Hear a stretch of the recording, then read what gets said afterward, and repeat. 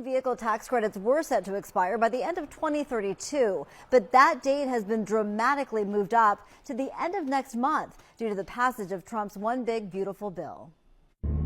These tax credits end on September 30th. The clean vehicle tax credits are big.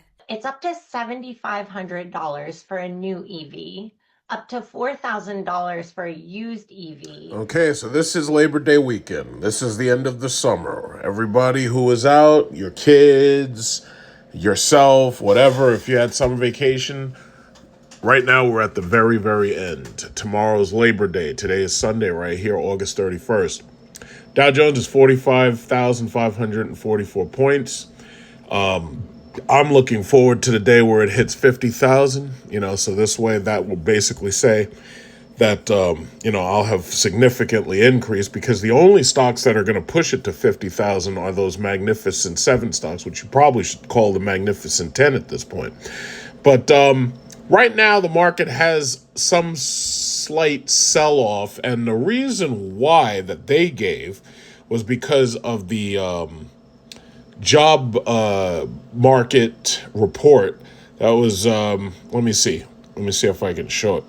All right, so they said, we had 2 days ago, stocks decline with tech shares, dollar weakens as Fed rate cut in view. So basically, it's a couple of things. First of all, it's the job market report. Second of all, it was the fact that Trump is trying to fire Lisa Cook, and he's trying to get rid of Jerome Powell. Long story short, I personally don't care how you feel about Trump at all, but I'm just going to say it as it is. What he's ultimately trying to do is he's trying to get rid of the Fed governors who are not going to vote to lower interest rates. Pointing at Europe and talking about how Europe has lowered its interest rates is dumb, because Europe doesn't have the amount of debt that we have. We're sitting in $37 trillion worth of debt, and by the end of this year, it just might be $38 trillion.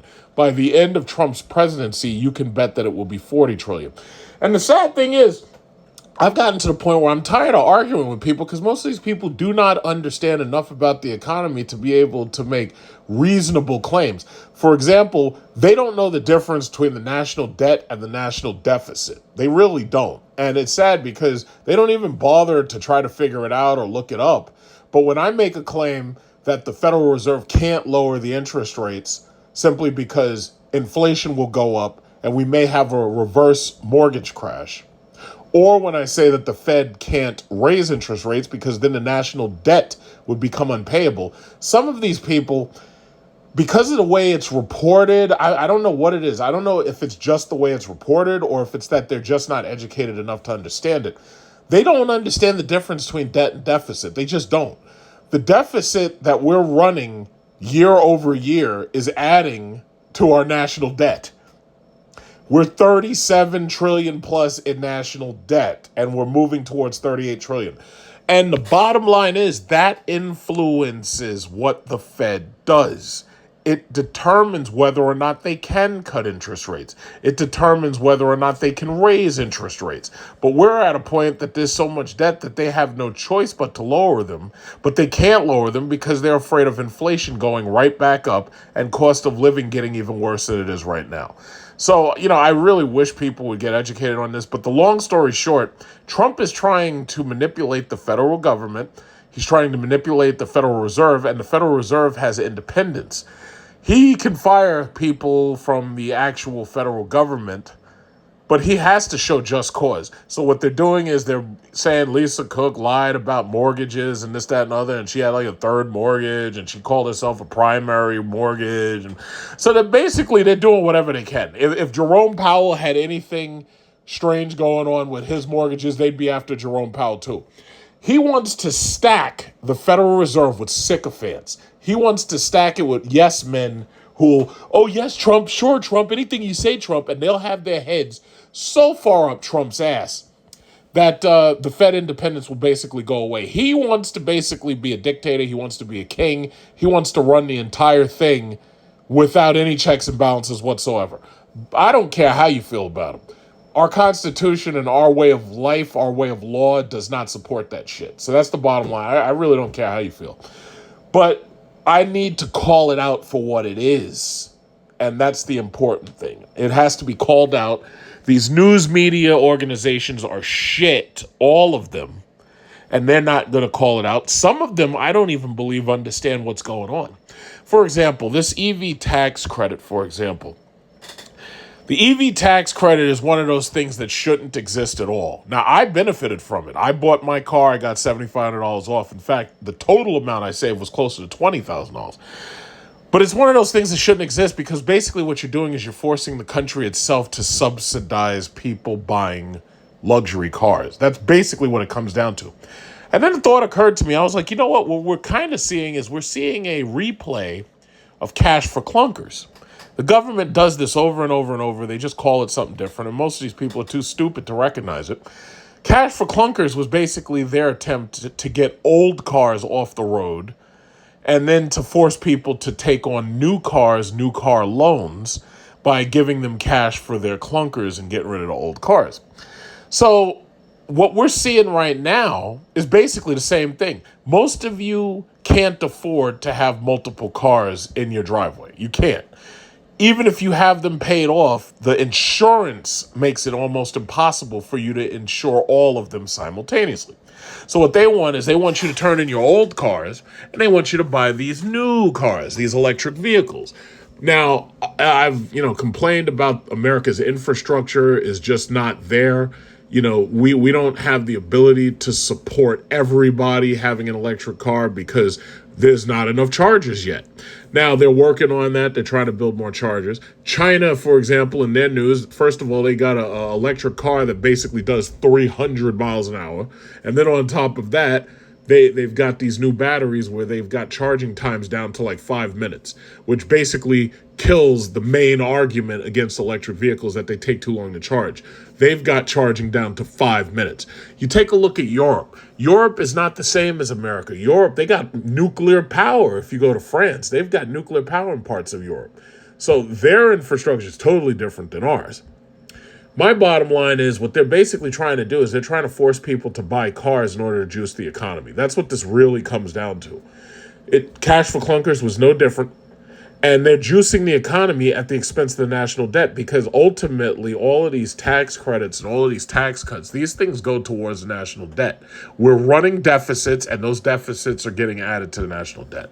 Most people just don't understand that. Either that or they choose not to care or they don't want to talk about it.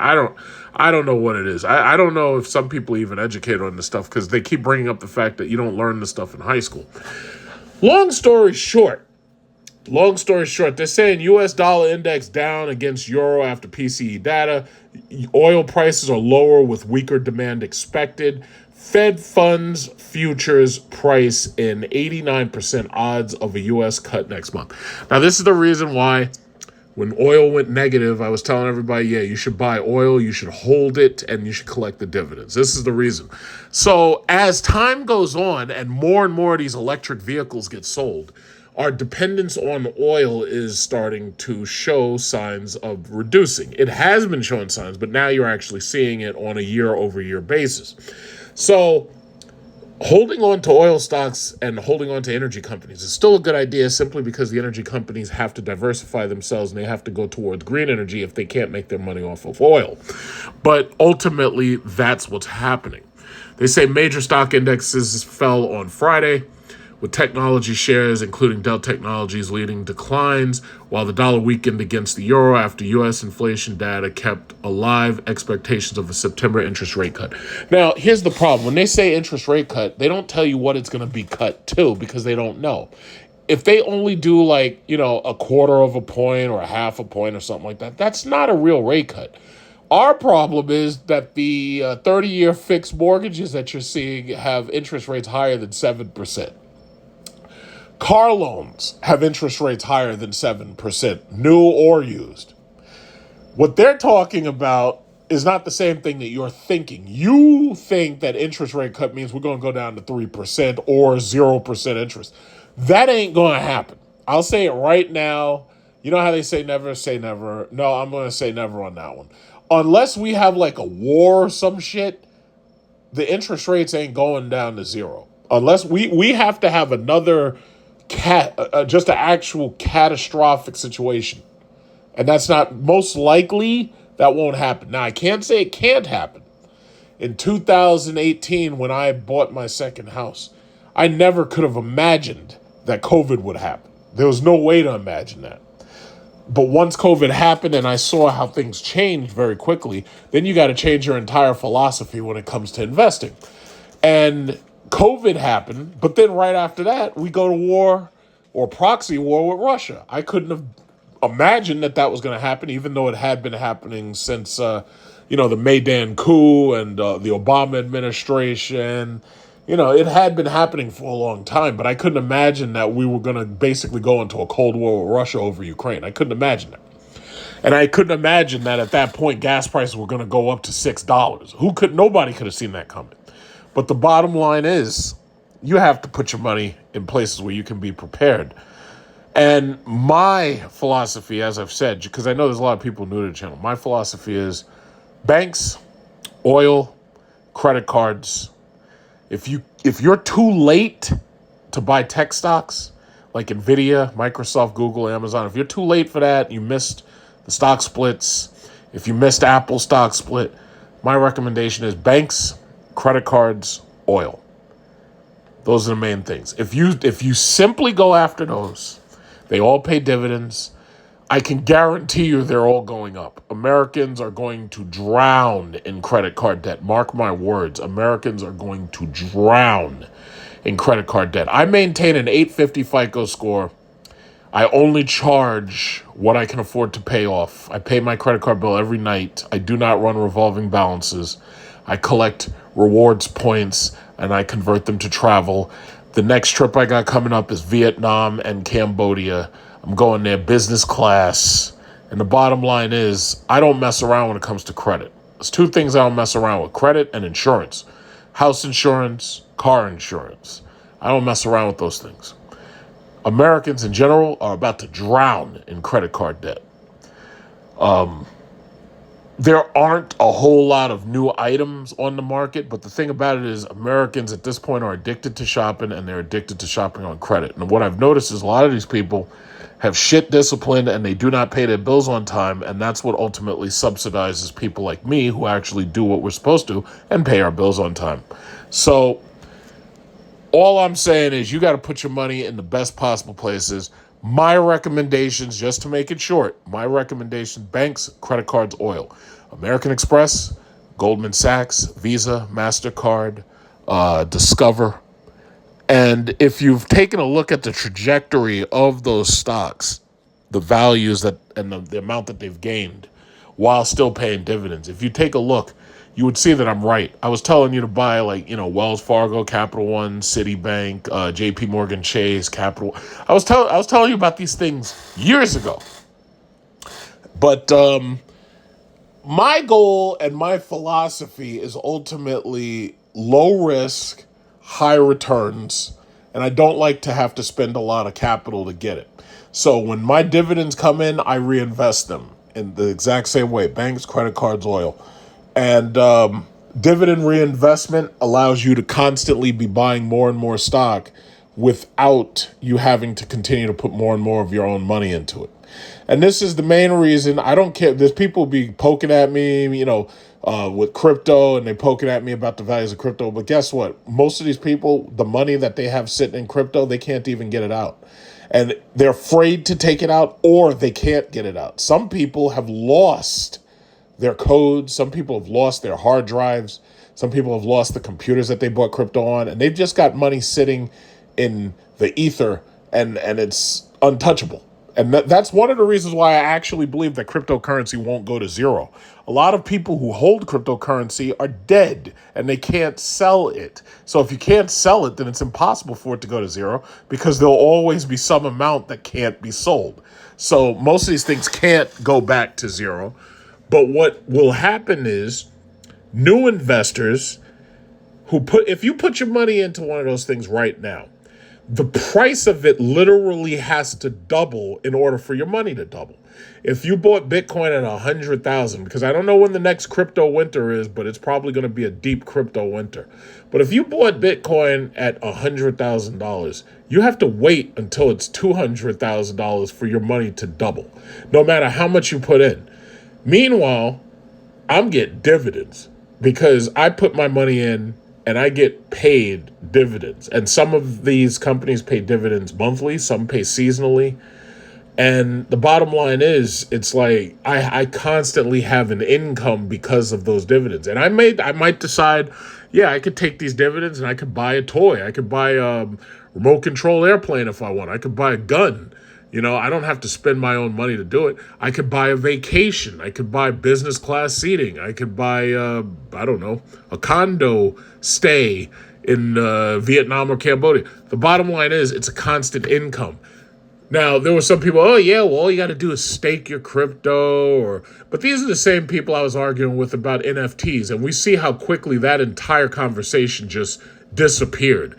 You know, people used to argue about how great NFTs were. Oh, they're non-fungible, and they could do this, they could do that. Now that whole market disappeared overnight, and everybody recognizes it for the scam it was, which you should have recognized in the very beginning. Because my first question is, wait a minute, why the fuck would I buy a picture when I can just push copy-paste on my computer? It doesn't make sense.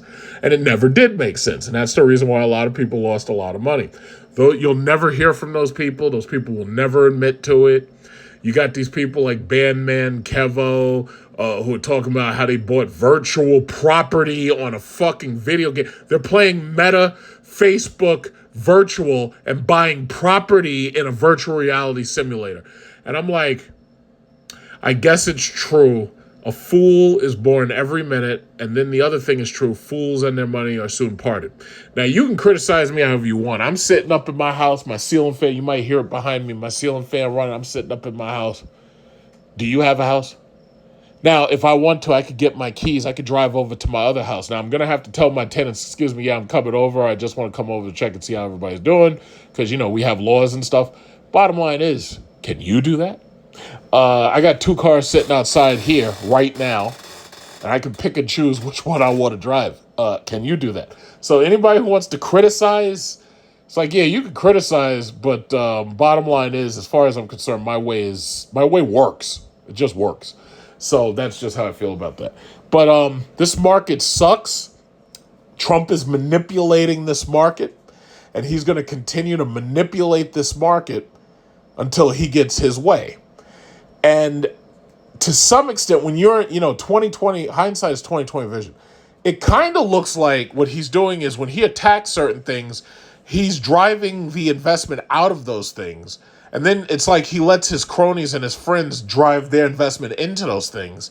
And then he just leaves them alone. For example, the current tariffs, that you don't hear them talking very much about tariffs anymore. But those tariffs have continued to be pushed back. They don't want those GPU tariffs. They really don't want them. Now, I also suggested, now some people hate Intel, and I can understand why. I suggested you buy Intel, and I suggested you buy Micron. Why? Because the American government, even Trump is saying he's going to invest a lot of money into Intel. And the reason why is because it's strategic. They don't want the possibility of China being able to take over Taiwan and have control of the chips market. Because if you remember, the chips market, it infected everything. It was like you couldn't buy a car that had powered seats because there was no control chips. You couldn't buy backup cameras. You couldn't buy a navigation system. So they understand, based on COVID, where their vulnerabilities are. So now they're talking about driving investment into these American manufacturers so that they can make things like silicon chips, CPUs, GPUs, and stuff like that. Now, they're never going to beat NVIDIA when it comes to GPUs. I don't think anybody's going to touch NVIDIA except maybe some Chinese government-funded Huawei or something like that. They may be able to take on NVIDIA. But when it comes to NVIDIA, you already seen Nancy Pelosi flew over there. The Chinese were threatening to shoot her down. She flew over there to insider trade. You see Trump demanding that NVIDIA pay 10%. You hear him talking about these other companies. You got to pay us 10% and you got to give the government money. He's shaking them down. Those things that he's doing, and I guess I'll end with this. The thing that you got to understand is no matter what he does, these people who are in the Congress, they're just backing him and letting him do it. The people in the Supreme Court, they're just backing him and letting him do it. But understand something. When he's gone, because he's going to be gone, the Republicans ain't got nobody else to run. So when he's gone and there's a Democrat back in office, all of this shit is going to fall back to where it was. It's going to fall apart because that person will never be allowed to get away with the shit that he's getting away with. That's what you really have to worry about, the pullback. So 2028, I don't know who's going to run. We don't know who's going to win. Bottom line is, it ain't going to be Trump. This man is like a fucking fossil at this point. And it's obvious his mind is starting to go. But the bottom line is, you don't know. And whoever it is, they'll never allow that person to get away with the shit that he's getting away with. All of this tariff, all of this new way of doing business, all of this shit is going to go away. With every single president you've seen over the past 30 years, whoever that person was determined what their philosophy was going to be for managing the government. Trump is the one person that you've seen come in acting like he runs everything, acting like he's a dictator. But the bottom line is, once he's gone, all of this is going to fall apart. It's almost going to be like regime change. It's going to be like, yeah, when we kick Saddam Hussein out, the whole place falls apart because he kept the place together. Or like when we went into Afghanistan, when Biden had his forces in Afghanistan, the little girls were able to go to school. But as soon as Biden pulled out of Afghanistan, hey girls, hey, school's closed. And that's it. And there ain't nothing you can do about it unless you come back with more force. Bottom line is, when he's gone, all of this shit is going to revert to where it was. Now, these companies who are making trillions of dollars, they're doing their best to keep their head down and keep quiet. And what they're trying to do is they're trying to make as much money as they can. Everybody wants to be a $1 trillion company now. They're trying to make as much money as they can because they know that no matter how much economic turmoil there is, if they've got $1 trillion, they ain't got to worry about it. If they've got more than $500 million, chances are they can weather the storm. Those are the companies you need to be buying. I say make it easy on yourself. I guarantee you, and I've been saying this, and you should see, the numbers speak for themselves. I was 100% right. Put your money in banks, credit cards, oil. You do that, and I guarantee you check back 1 year from now, your money is up. It's going up, definitely. Especially with credit cards, because these Americans, they're going to drown in credit card debt. I'm saying it now. You're seeing repossessions, car repossessions going up. Foreclosures, in some cases, are going up for these people who aren't able to lock in low rates. These people are going to drown in debt. You know what the other big thing is right now? Cash out refinances. Payday loans. People taking out these payday loans in order to buy cars. Payday loans in order to buy or to finance apartments to be able to get themselves in because they don't have the down payment for the apartment. They don't have the security deposit. Let me tell you something. These people are going to drown in credit card debt. But I'm not going to be one of them. And that's the bottom line.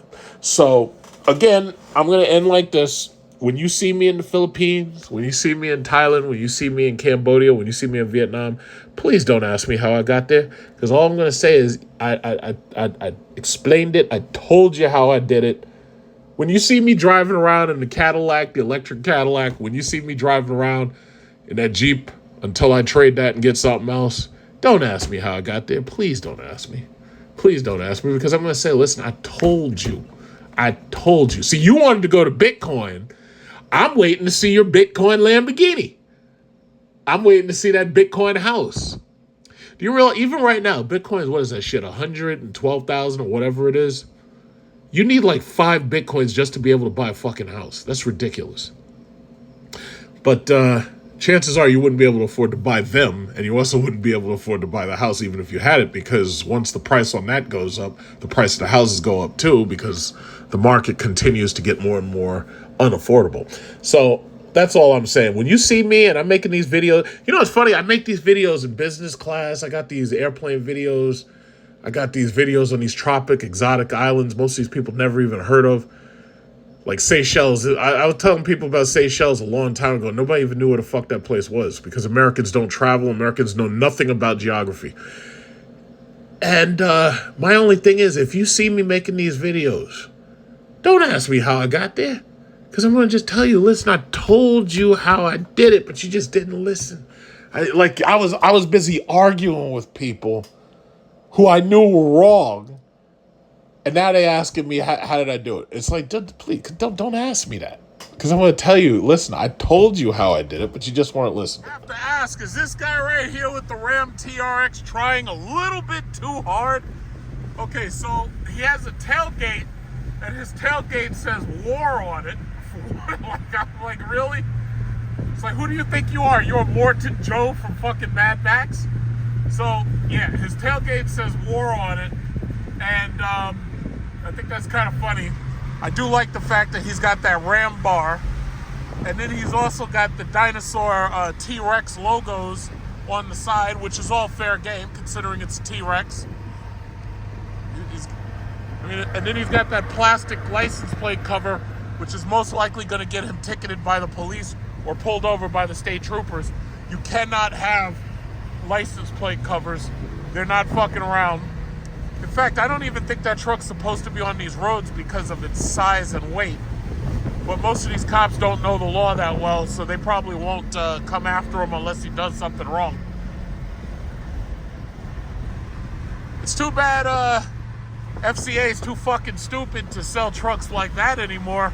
They want to put goddamn twin turbo engines in the shit. Fucking RHO. It's like, who are y'all kidding? Like, what are y'all doing? What are y'all doing? I don't know. But those trucks are just, they're so big and they're frustrating to drive. They're very, very exhausting. It's nice. It's a nice wrap he got on there. He's got a little bit of matte wrap on there. We got this asshole in this RDX, doesn't know if he wants to get over or not. So we're just going to pass his ass by. I don't know. This guy's on the goddamn phone. Get off the phone, stupid, before you get into an accident. Holding up the goddamn left lane. If I was a cop, I'd pull your ass right over.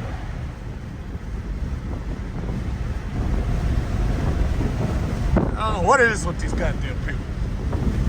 Stay out of the left lane unless you're ready to do some serious rolling, okay? If you're not ready to speed, stay out of the goddamn left lane, jackass.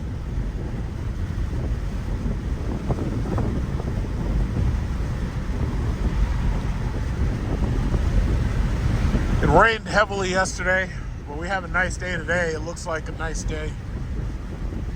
I don't think there's going to be rain today. And we have a high of 72, so it's going to be nice out here.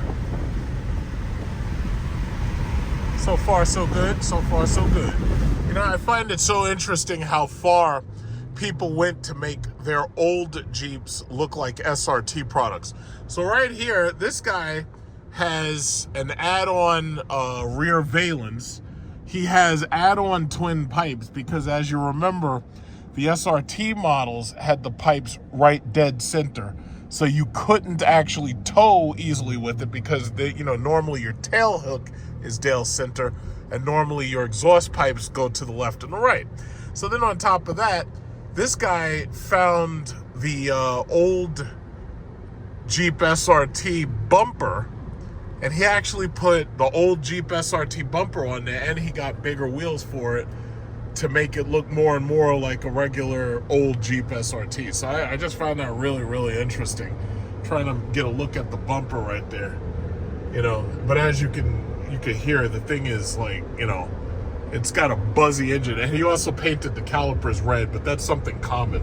A lot of people paint their calipers red because they want those Brimbos, but the problem is that Brembo braking kit is expensive. That's like $10,000 basically.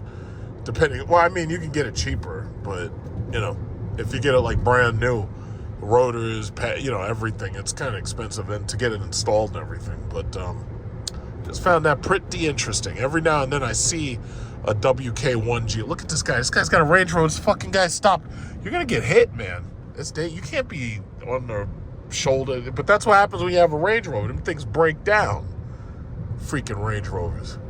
That's one car I will probably never even consider. goddamn Range Rovers.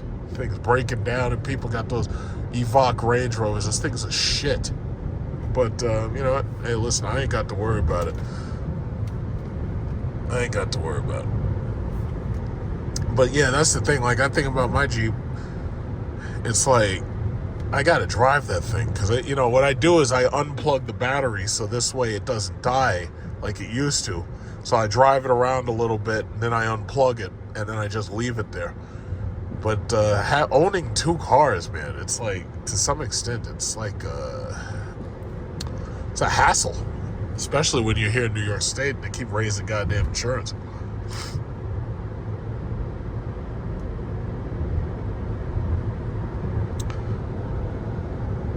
Yeah, this person has the old Cadillac SRX.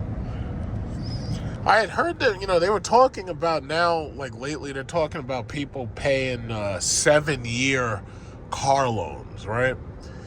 Now, I don't necessarily feel there's anything wrong with that. I mean, if it's a good, decent car that you can have for a very long time, I don't see a problem with paying for a car. Like for example, the price of just about everything has gone up, and now with Trump's tariffs, they're going to go up a little bit more. So let's say that you wanted, let's say a Honda Accord, or let's say you wanted a Toyota Camry. So normally, yes, the prices would be higher. So those cars are relatively low maintenance, and those cars are relatively easy to pay for as far as insurance goes, because there's nothing special about them, right?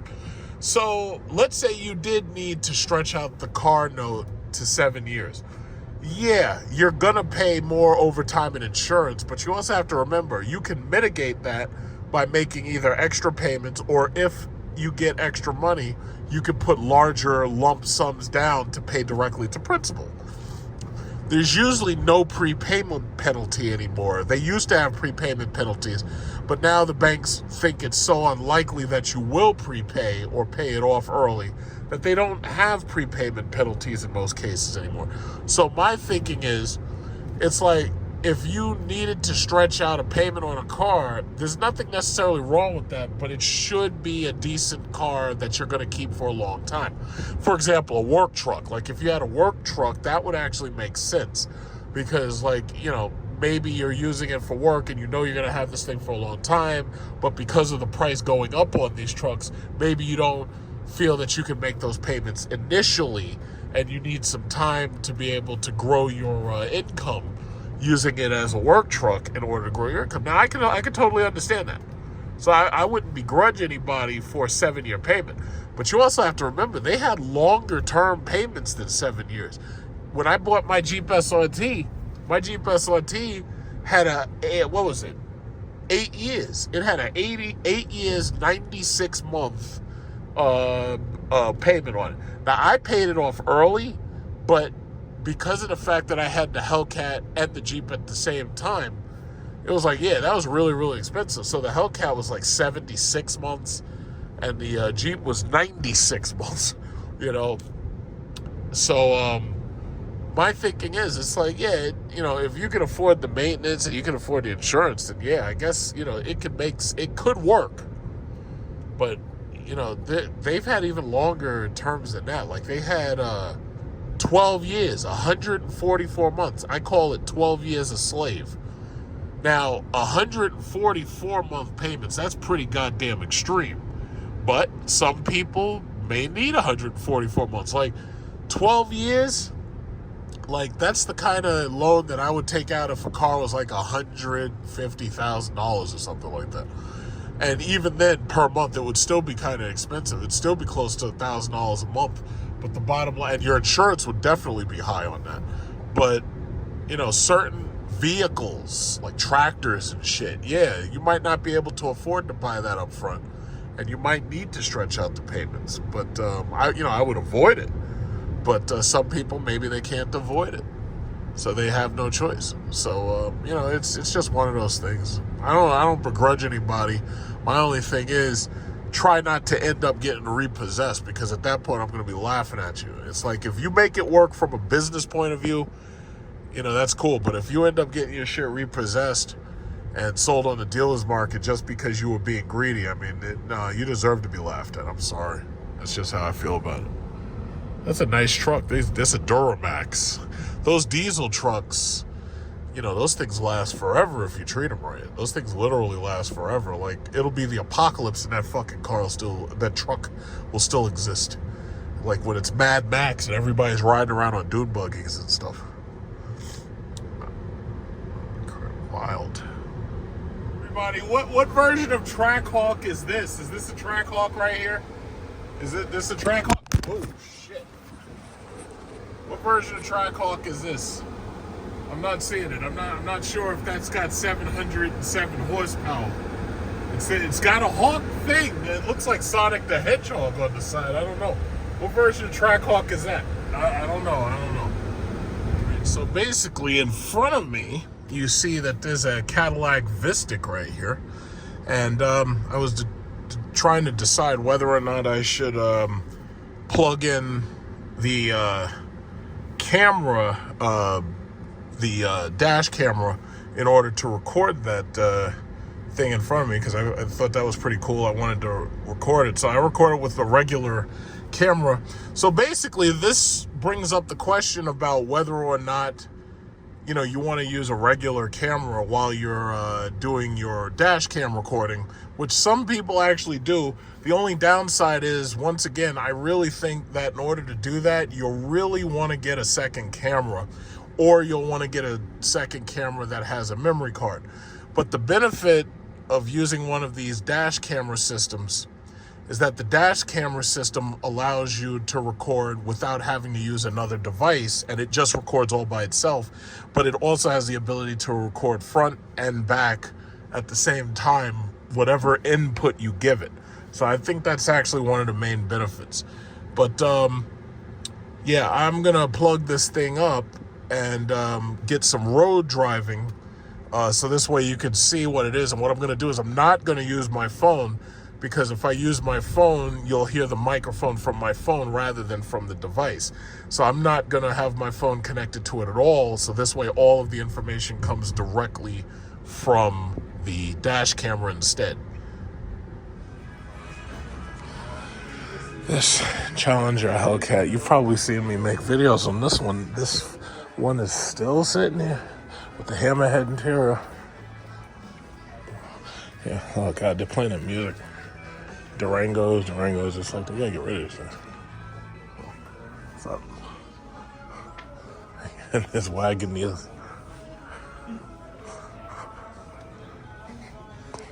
Oh, the GT badge on this Durango. Yeah, it's all Jeeps and trucks right now. It's like Dodge act like they trying to starve everybody, and Chrysler is too. It's like they ain't no Chryslers yet. I don't know what they're gonna do. They should put me in charge. Forget Kaniskas, they need to put me in charge. I got this 2022 Ram. I think that's a TRX right there. It could be a RHO, but no, this is a TRX. I see it's a 6.2 supercharge. Yeah. Yep. They need to make me CEO. So we're gonna fucking revitalize this whole shit. That'll be cool. Yeah, so basically, as I said, ain't a whole lot going on. Like, I'm wondering who the hell this is parked next to me. It's a big ass Escalade. Look at this guy. He's got the four Giottos. So apparently the regular Cadillac rims just weren't enough for him. He had to get the four Giottos. Look at this damn thing. And that's the new one right there. That's the new one. That's a badass fucking truck, man. They're making a killing with these trucks. I see these trucks everywhere. You know, not a whole lot going on in the used car lot. Doesn't look like there's a whole lot of stuff. There's a Durango over there. But it's got the stripes and everything, but it ain't got that Hellcat badge. And I see a Wagoneer. See what's over here real quick.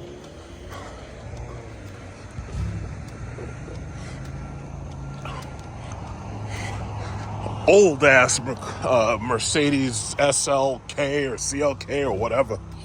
Cares. So that's the problem with Mercedes. Once them shits are old, this shit is boring as hell. Look at this. This is an AMG C43. So that's the newer model. Probably that shit looked like it probably was a repo. Not a whole lot going on here on that used used car lot, not a whole lot going on here. Nope. And these are a hell of a lot of compasses. It's a lot of compasses, man. A lot of compasses. Plenty of compasses. Used cars galore. A lot of them. So they're waiting right now for the 6-pack Scat Packs to come in. And I absolutely will take a look at it and review it. Look at this. Oh, that's how they track what cars come in and what cars go out. That's pretty cool. But yeah, they're called the, I got a printout. So they're called the Scat Pack 6-packs. I think they need to shorten that name. But anyway, I think that, ultimately, if the lease deals are good enough, they'll sell.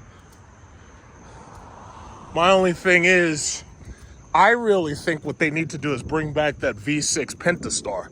Because if they bring back the Pentastar V6, you can reduce the price, the entry-level price, you can reduce it. So I don't know, do I see anything cool? Oh man, in the good old days, I used to come here, play Count the Trackhawks, and those days are long gone. No more Count the Trackhawks. So now it's just Jeep Grand Cherokees, WK2s, and WLs. That's all it is now. And trucks and Wagoneers. I've been seeing, more and more Wagoneers and everything. That's a Wagoneer L. This is a Wagoneer L. Look how long this thing is. Yeah. But yeah, when the 6-pack Scat Packs come in, I'll definitely come make a video to show them off or whatever. Maybe help boost awareness with the 4 doors and the 2 doors coming. But it might be a while. We don't know. It could be as late as January. I really don't know. Don't know. We'll see. This guy had to park that Escalade right next to me, too. It's like Cadillac's taking over your yard.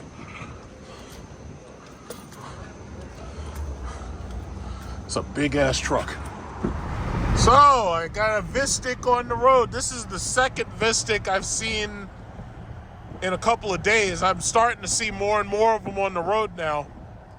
And yeah, Cadillac's killing it, man. They did a great job with these cars. They did a fantastic job with the Cadillac Vistic. They did a great job with the Escalade. We got cars that drive themselves and shit. Like right now, I got my car driving itself when I want. Just push one button, the car drive itself. Love it. And all of these cars got like the same parts, so all of them are equally capable. But, it's funny, I was watching on YouTube, these people complaining about 7-year car loans. But the reality is, maybe it's time that we start talking about the fact that a lot of our traditional payments, a lot of that doesn't fit with reality anymore. So, it's just like the 30-year fixed mortgage. The 30-year fixed mortgage is designed under the belief that you're going to marry in your 20s. You're going to stay married until the house is paid off somewhere in your late 50s or 60s. And then you're going to retire into a smaller, less expensive, easier to maintain home. Here's the problem, though. You got women delaying childbirth, delaying family planning. You've got men who are unable to get women to actually marry or marriage quality, and they're delaying family planning, they're delaying childbirth. So what is that causing? That's causing the birth rates to go down, it's causing the fertility rates to go down, among other things. But the women have decided, oh no, I'm going to go to school and I'm going to stay in school. And sociologists will tell you that higher education among women typically leads to lower birth rates. That's something that the sociologists have known like forever. But like I see this guy, he's got his beautiful Vistic, he's got his beautiful wife in there, or his girlfriend, whatever that is, and he's happy. And this is how it's supposed to be. But the problem is, they got this whole thing all fucked up. So you got more and more men who are single, and because the men are single, they're not spending their money on women, right? So what they're spending their money on is these garbage, crappy-ass, slow-ass cars like these stupid Subarus. And, some of them are still spending on boring-ass shit. And, they're buying all types of stuff like toys and stuff. And I'm guilty of it, too. Like, I've been buying, remote-controlled airplanes and guns and shit. I'm guilty of it. Buying toys. But that's the problem. It's like, if I had children right now, I wouldn't have all the extra money to have cool stuff. I'd have, you know what I'd be driving? I'd be driving a fucking minivan. And the minivan, the interior would be all plastic. So that this way when my kid throws up or pisses or shits on the interior, all I got to do is spray that shit down with a hose. But that's the whole problem. The reason why society seems like it's collapsing is because it is. And the reason why that's happening is because we've all been bought off. We got toys, we got fun stuff. These people wasting all this money on these boring-ass Acuras and these stupid-ass Subarus and shit. And that's what it comes down to. It's like people are, spending their money on everything but family and but family planning. Who's that also affecting? It's affecting the malls. It's affecting the stores. Families shop more. Homeowners shop more. And if we're not doing the family thing, then we're not spending our money to where they want us to spend our money. That's what it comes down to. I'm sorry, that's just what it comes down to, and that's the truth.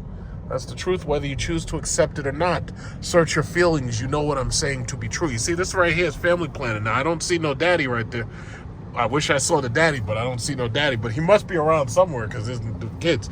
But you're seeing that less and less, and you're also seeing more and more. You're seeing all these fatherless homes all over the country, just like that white male transgender who'd shot up that school or that Catholic church just a couple of days ago. Where was the father at? That's my question. Where's the father?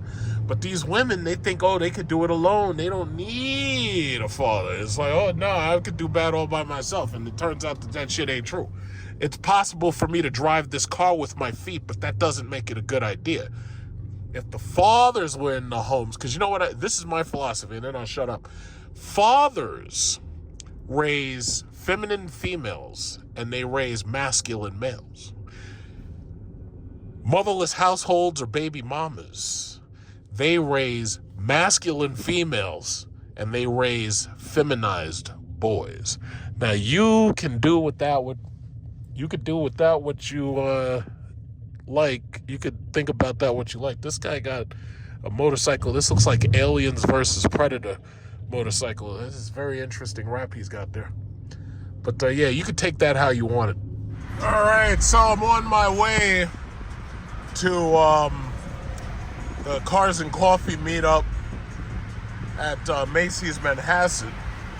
And this might be like the last one that I go to for a while because, as you know, today is August 31st. The summer is ending.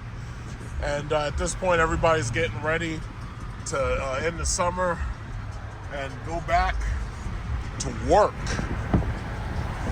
So, hopefully, some people show up. Hopefully it looks good. Hopefully it's cool there.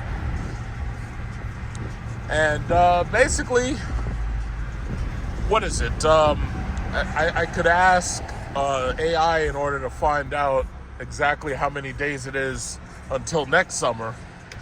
Figure July 1st of next year. I don't know exactly how many days it is. But it's a countdown because come Black Friday, the sales will be on, and I'm planning on booking my ticket to Vietnam and Cambodia as soon as the Black Friday sales hit. I could put up the windows. It's not too... Yeah, so basically, let me see. Yeah. I'm waiting for the Black Friday sales so I can decide exactly what airline I'm going to use to go to Vietnam and Cambodia. So it's a countdown until that next trip. And what else? Black Friday sales, I'm also going to, that's probably when I'm going to purchase my Area 51 desktop because the sales on it should go down considerably. So I was going to get that new Area 51 with the 5090 built in. And I'll probably sell my 5090 Founders Edition. And what is it? The next thing coming up is September 9th, I believe. That's when Apple is going to tell us about the new, the new iPhone. So that's when I'll put in my pre-order and I'll buy the new iPhone. So we got a lot of big ticket purchases coming up. Look at this guy. This guy in this RAV4 is feeling strong, huh? You feeling strong, little guy? Feeling strong? No, you stay right behind this Jeep right here. You stay right there. Yeah, but anyway, yeah, I got some big ticket purchases coming up. Yep.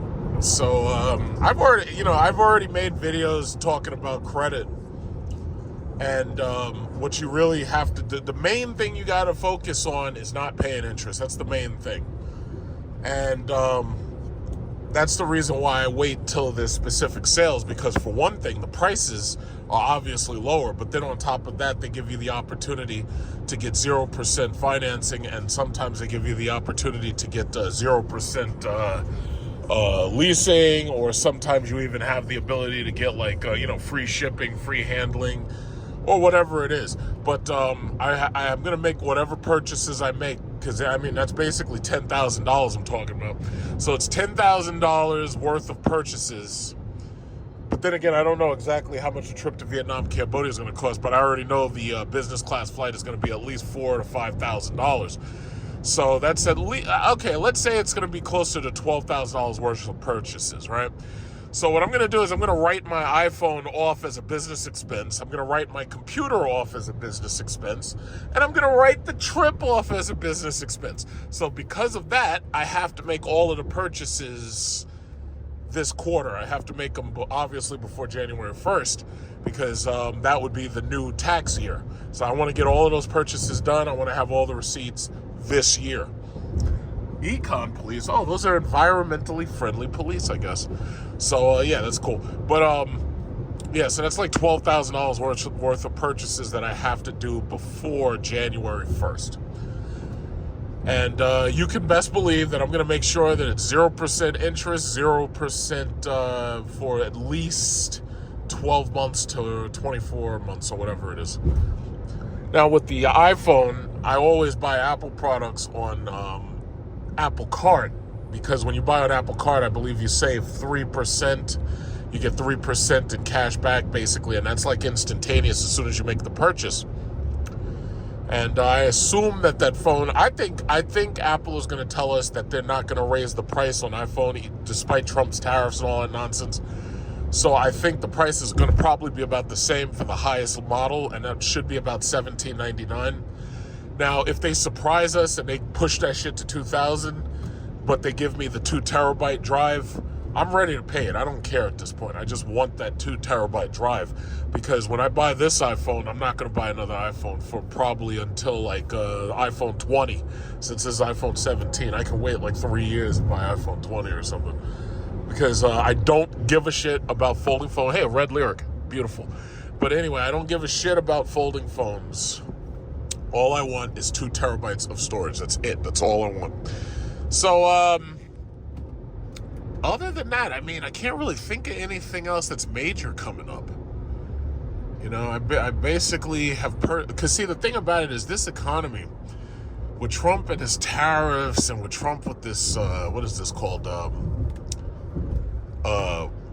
You know, basically the trade war, the tariffs. He's basically created a situation where a lot of people don't want to really spend money right now. There are some people who want to spend money, but they really don't have a choice. And if you want to buy a house, you could pretty much forget it for right now. Now, Trump right now is trying to do everything he can to manipulate the Federal Reserve. He's trying to get rid of Jerome Powell. He's trying to get rid of Fed governors that disagree with him. So you can bet that he's going to try to stack the Federal Reserve with sycophants. And he's going to try to force them. Look at this guy, trooper, state trooper, hiding. Look at you, Piggly Wiggly. Piggly Wiggly is hiding. That's the first time I see one of them bastards there. And I'm pretty sure that might be his favorite hiding spot. But anyway, he ain't catching me. So anyway, what was I saying?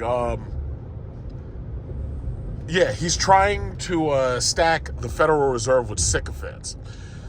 if they do lower interest rates, the stock market is definitely going to go up, because you got to remember there's a lot of inflation in the stock market since 2020, or actually since before then, but a lot of the money that went into the stock market went in 2020 because people were sitting at home on their computers. They had nothing else to do, so they're betting on the stock market. When they had money coming in their checks, a lot of people put that money right into the market. There's a lot of inflation in the market. If they lower interest rates or they do any quantitative easing or anything, you can bet that the stock market's going to go up again.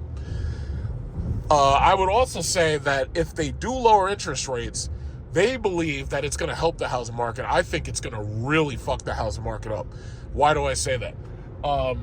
People who have saved a lot of cash, they are going to rush into the market trying to buy houses. Corporations will rush into the market trying to buy houses if the interest rates are lowered. That is what you basically call a reverse mortgage crash. The prices of the houses will go up because now every homeowner is going to say, hey, wait a minute. If these people are all coming to me with offers, then I can raise the price to whatever I want. And if the people don't pay it, the corporations will. And as far as I know, there's no law stopping these corporate entities from buying houses. There's no law. And now the corporate entities, they've decided that they're going to buy up as many single-family homes as they can, and that they're going to rent them out. So basically, your future is as a renter. Your children's future is as a renter. They're going to end up having to rent, and they're never going to buy, and they're never going to own. They're going to be renters. And I already love, like, when I get my mail, I get these statements for the mortgage, and it tells you exactly how much money you, how much money you've accumulated in equity. Now, one of my houses, the one that I just got in 2018, that house is, I've accumulated about $50,000 worth of equity, give or take a few cents or whatever. But my other house paid off. So I don't even get that equity statement anymore. And I feel really good about that because, that's paying down debt is what I do. It's like, I've worked extra jobs just to pay down debt faster. And now, because people are desperate to buy homes and people are desperate to be able to buy a nice car, now people are really understanding. They're like, yo, you have to keep your credit spotless. And on top of that, you have to do your best to make sure that you maintain an excellent profile for your insurance. Now, as you heard me mention, I've got a family member who they're in car insurance for a 2003 Toyota Camry. Now this thing is old. 2003 Toyota Camry. Car insurance is $868 a month. Like, that is insane. $868 a month. So when you multiply it times 6 months, because you pay the policy every 6 months, comes out to over $5,000. Now, I looked at my policies. Now this is 2003 Toyota Camry. She's paying $868 a month. But now, granted, she is a new driver. But she's a new driver close to 30 years in age. But she still is a new driver. Now, I had a girlfriend, and she had one of these Japanese Kano box cars. And she was paying like $600 a month back in like 2015, 2016. Even though the car was paid off. Because, some of us, we actually save up cash and we just buy cars outright, right?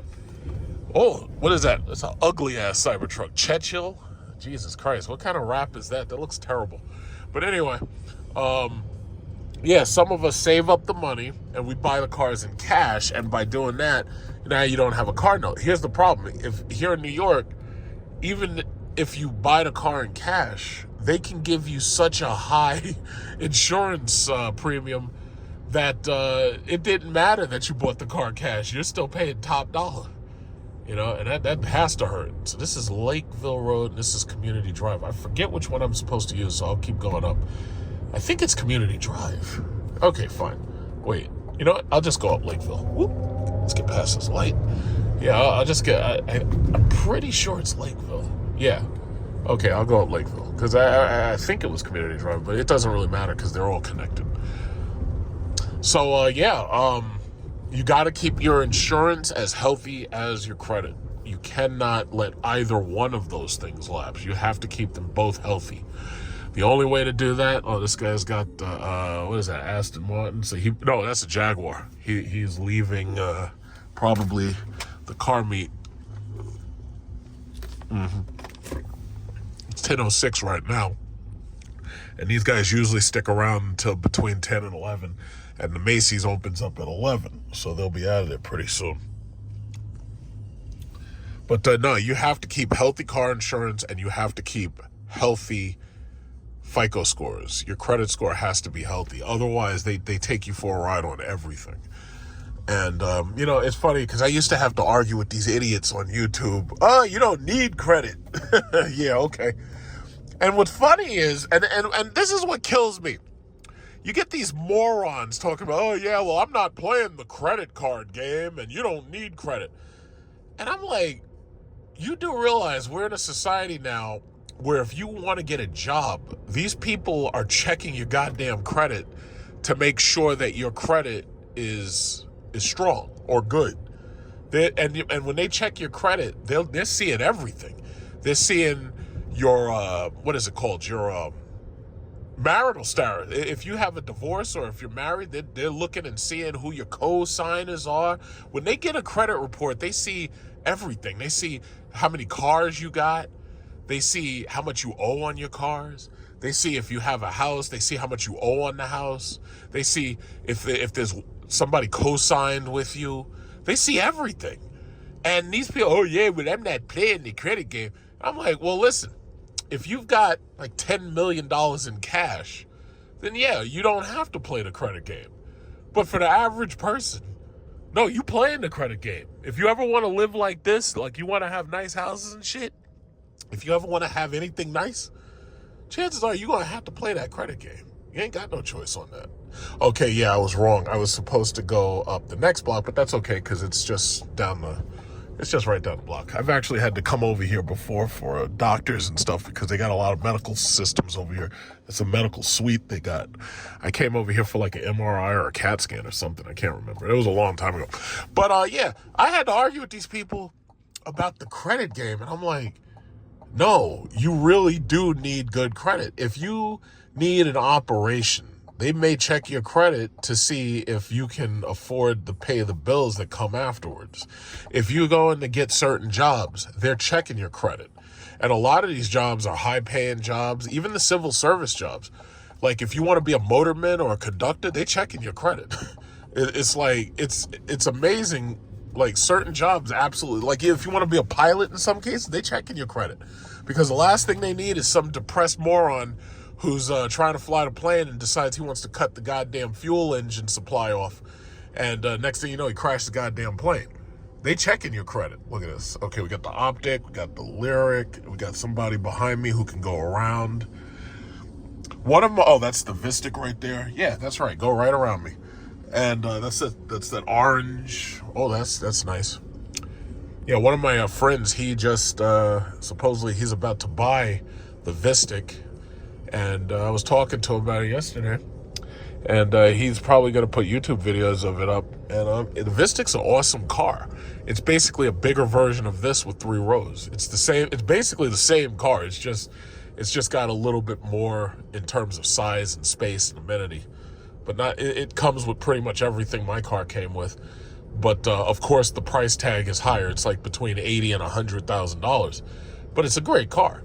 It's a great car. Cadillac is kicking ass with these electric cars, especially with these people who don't want to buy from Elon Musk because he's a racist, anti-Semitic Afrikaner. Every time I go on these groups on Facebook, or every time I go on, MSN, and I'm talking about Tesla or something, I'm like, yo, Tesla really needs to get rid of that asshole, because the bottom line is he's a racist, anti-Semite Afrikaner. And I always use that exact same term. I use the exact same 3 words. It's the most efficient way to sum that jackass up. Here we go. There we are. Right here, right here. Oh, shit. The cops.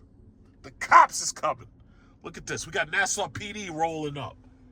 See, this is the reason why I don't like coming to these things. Now, granted, my car is clean, but you know what? They're looking for everything now. They're looking for ghost plates. I don't have ghost plates. They're looking for lapsed inspections. They're looking for lapsed insurance. Anything they can get to get you, they get you. And that's one of the reasons I don't really like coming to these things. So basically, I guess I expected everybody to be here because I figured that because this is the last meet chance probably before the summer starts, I figured everybody would be here. So I'm here. In fact, I might send a message to Team Move Over guys. I might tell them and be like, yeah, listen, if you want to come out, you can come out. But yeah, the cops is here and they looking for everything. Because this new ghost plates thing, it's like these people are stupid. It's like, what made you think that the cops didn't know that you were going to try to cover up your license plate? And what made you think that you were going to get away with that shit?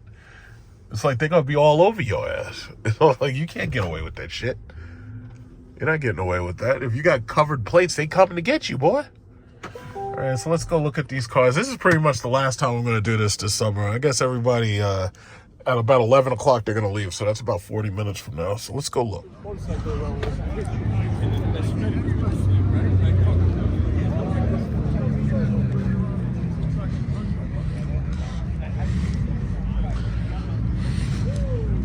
Oh, this is nice.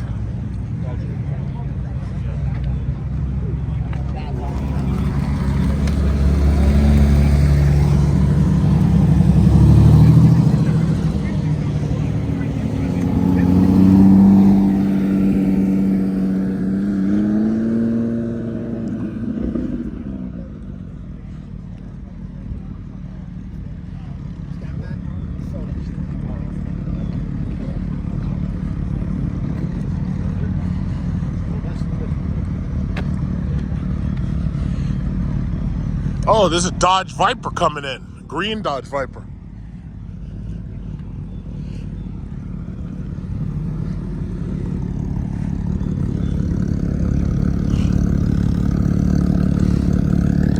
The Hellcat.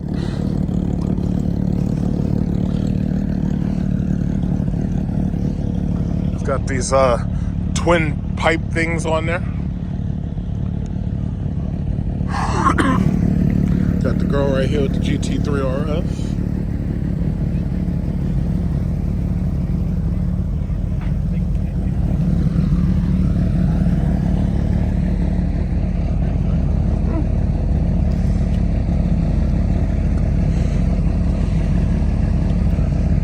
Yeah, nice jazz. I think that's jazz blue. What the hell? There's a Mazda trying to run me down. Excuse me, Karen.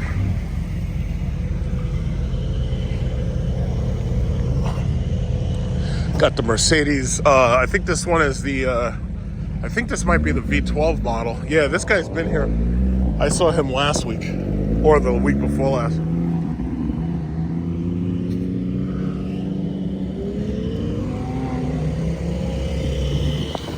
See, they know the cops is around, so it's like you can't even do nothing.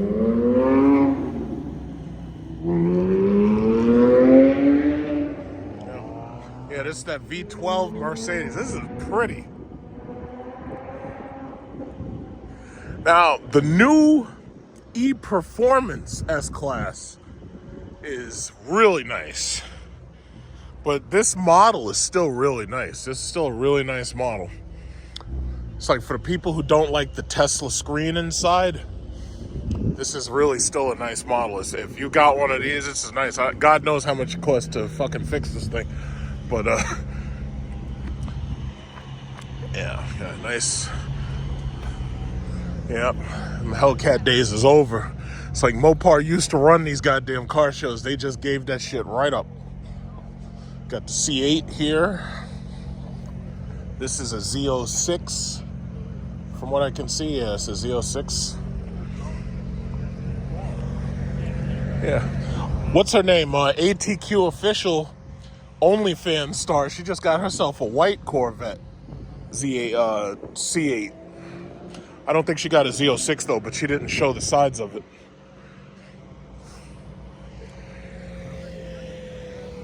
Oh, we got this Mustang. I think it'll be a long time before I ever see one of them Mustang GTDs, but I really don't care about that.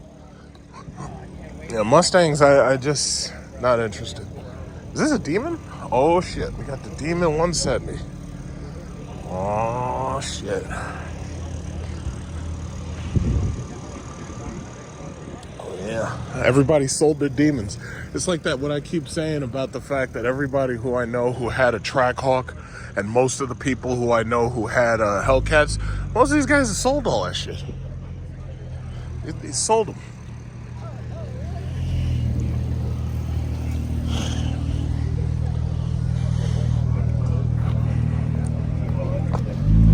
Murcielago. This was probably the last real Lamborghini that Lamborghini actually made.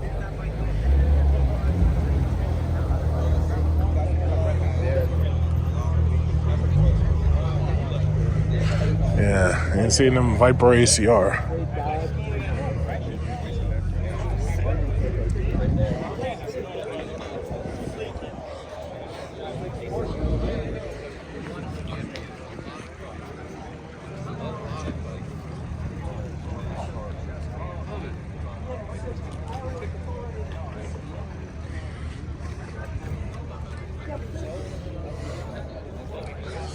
The Rolls Royce with the orange inside. And it's got the orange pinstripe. Oh yeah, that's beautiful. Rolls Royce is going to keep making the same interior forever, and they're still going to keep charging $500,000 for their cars. Yeah. And you know what I also noticed? I believe this is the teak wood, upper. Because I visited Rolls Royce and I actually sat in one of these things, and I was just looking because I couldn't buy one of these damn things. They're too expensive. Now they have lease programs for like $2,000 and $3,000 a month, but nah. It's like this is the kind of flexing you do when you're like a billionaire or some shit. I ain't got that kind of money. That's nice though. I like it. I always like blue with orange inside. You know, that's always a really nice combination.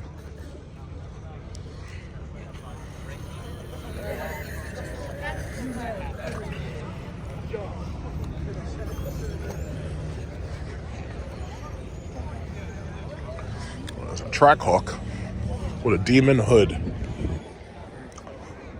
I think I saw this car before.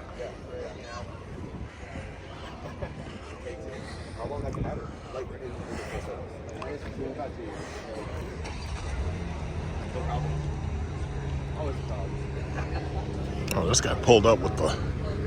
What's this? Is this a Rolls Royce silver? Is this a Wraith or a Phantom? I don't know. I'm not even sure what it is. I gotta get closer. I think it's a... No, maybe it's not. I don't know.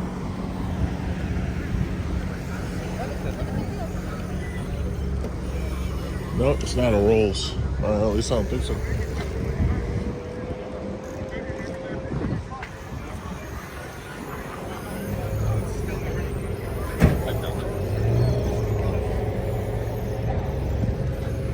Oh, this is a Chevrolet.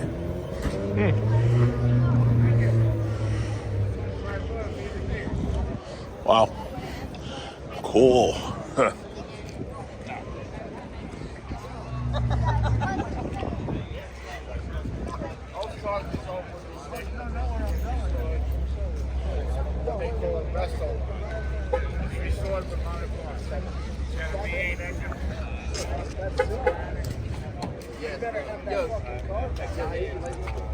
Look, he's got yellow seatbelts in this Trackhawk.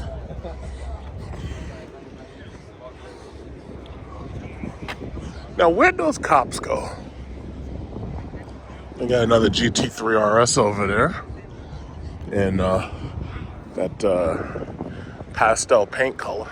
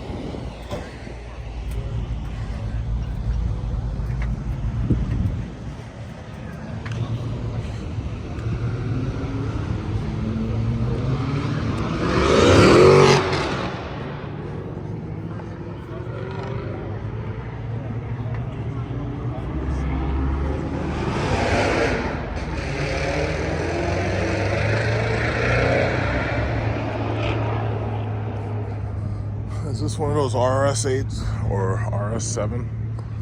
I don't know.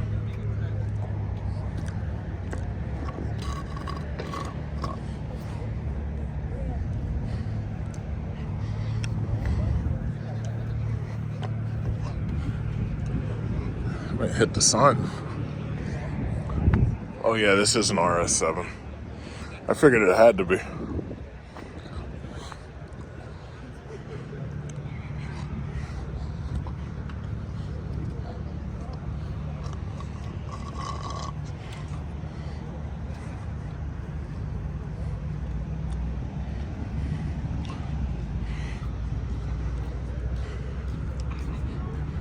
GT350 Shelby. You know, it's funny, when this car came out, it was like people were talking so much smack about this car. I was like, yo, the GT350s are slow compared to the Hellcat. And they're like, oh, no, they're not. And it was like, yeah, but if you get it on the track, and as soon as I hear that bullshit where somebody says, yeah, if you get it on the track, I just cut them right off. It's like, nobody drives no fucking track. My track is the Southern State Parkway. Nobody drives these cars on no goddamn track.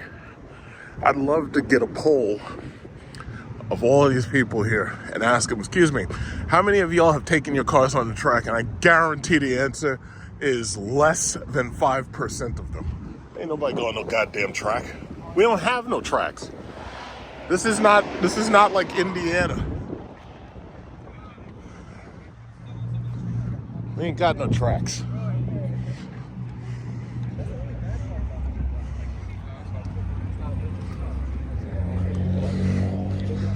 I feel like I've seen this car on the road before. Lexus.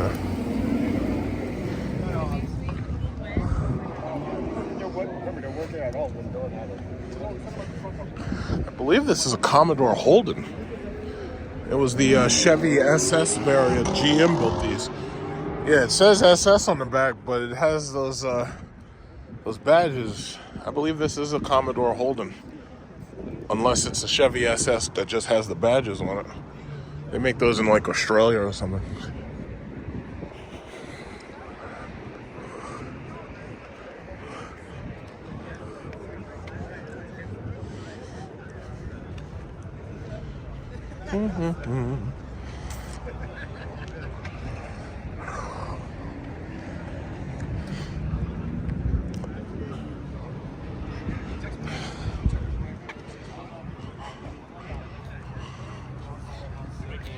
Bro, I love the Porsche because he just fits everything.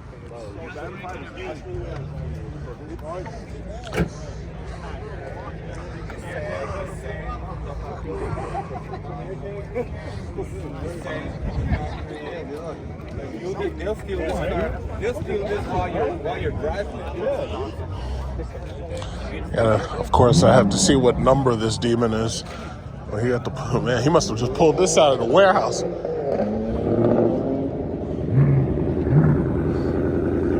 You gotta see the number of the demon. That's my thing. Okay, this is Demon 0196. So Demon is number 0196.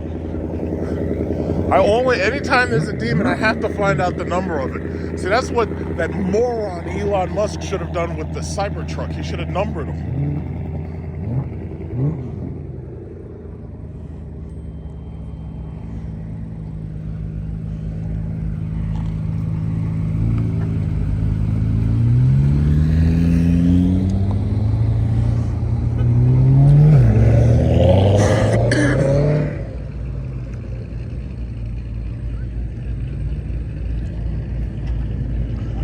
That's exactly what he should have done. He should have numbered those Cybertrucks.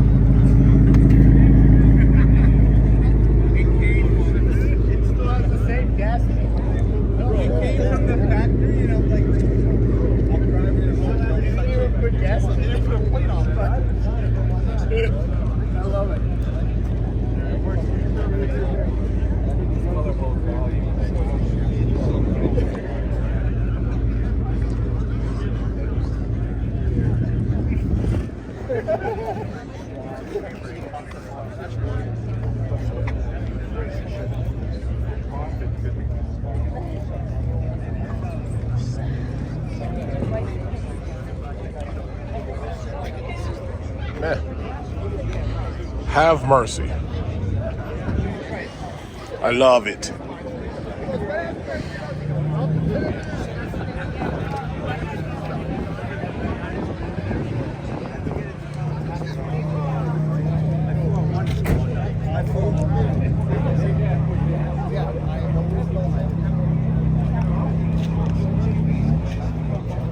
Yeah, I know. That's it.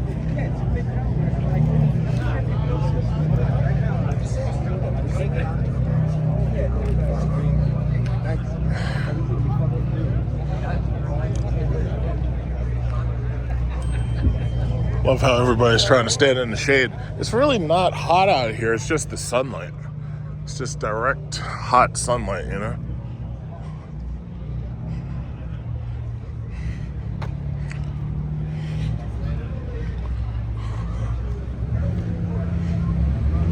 Okay, this is an interesting GTR color.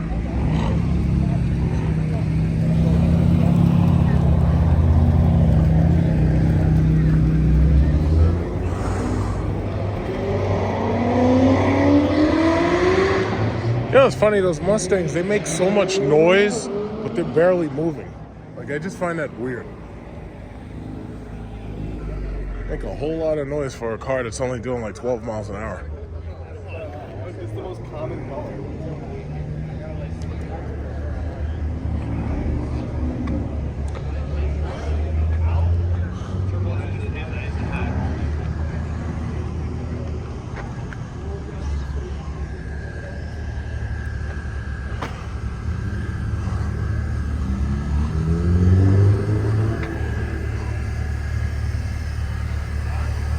Yeah, Macy's doesn't open for another 30 minutes.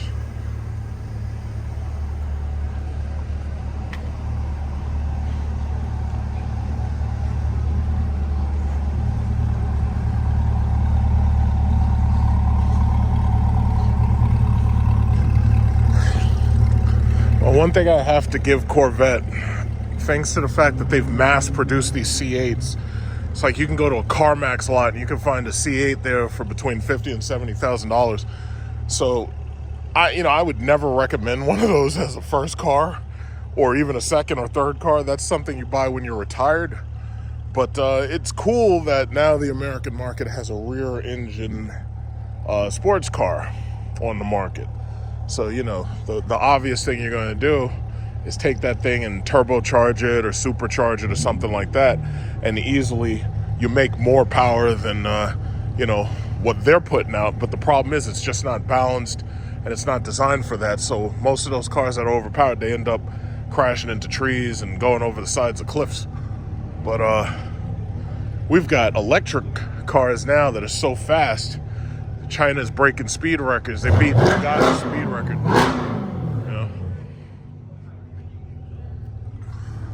Cars are fast as hell. Oh, my hand's cramping. Oh.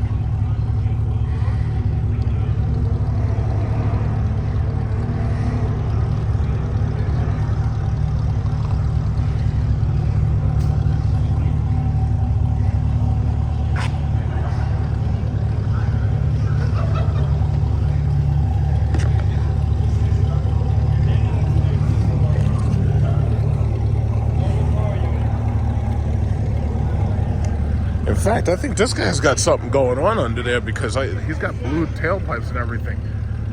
He may have put turbos in that car, because this looks like a regular C8, but he may have put something up in there.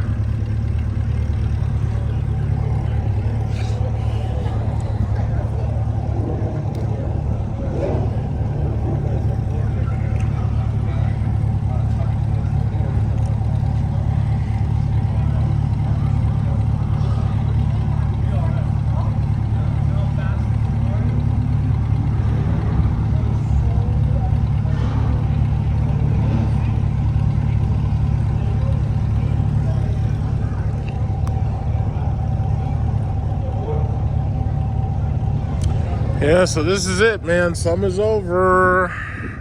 Looks like it's back to work. Little kids, it's back to school. Summer is over. I had a relaxing summer. I had a very relaxing summer. And next year, we're going to do this. We're going to do this Vietnam tour. We're going to Nam. Next summer, we're going to Nam. Oh, look at this guy.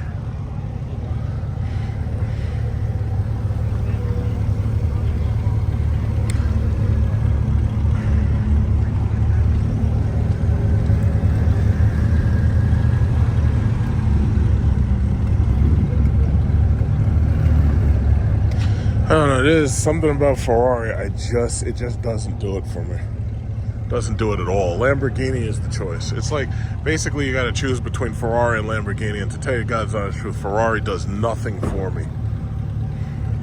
Nothing at all.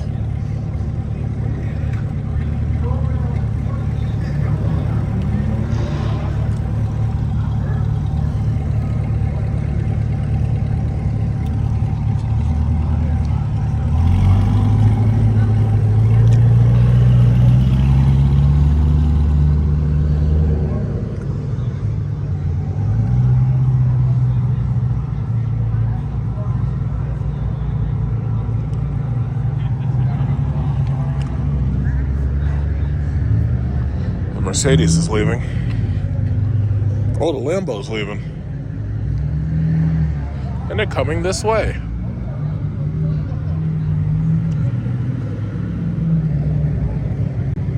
I like the way that Murcielago sounds like a vacuum cleaner.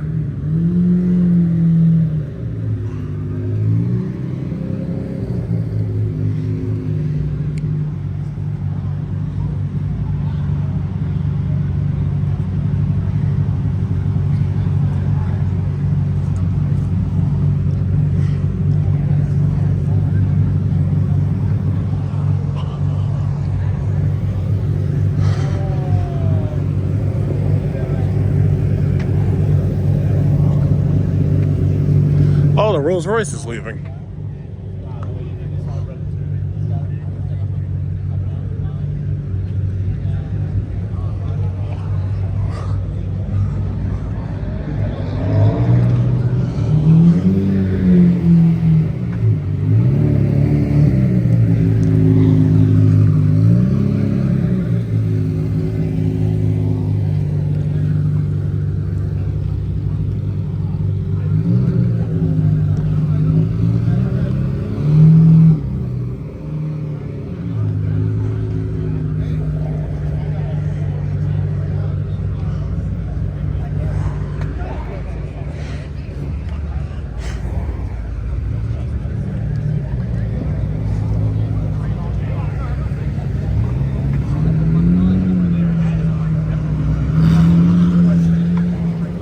Two Audi's about to go somewhere.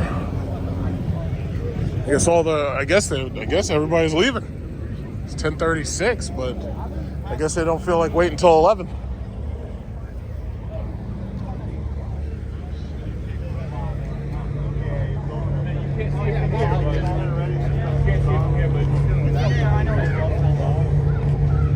Are you still gonna go hang out? Your guy's heading out now. Are you hanging out with me? And then ask about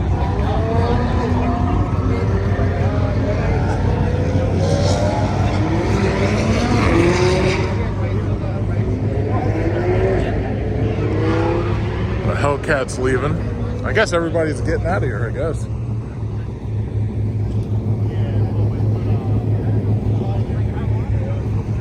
Hellcat.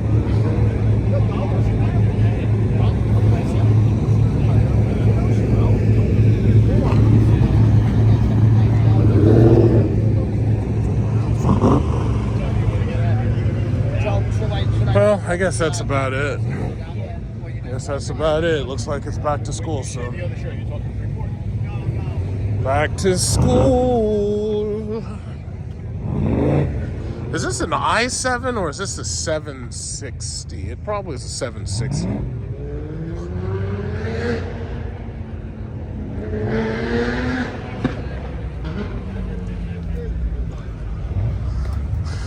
Yeah. Oh, 740. Oh, I thought it was a 760. I mean, shit, if you're going to buy that car, you might as well get that i7. I like that i7.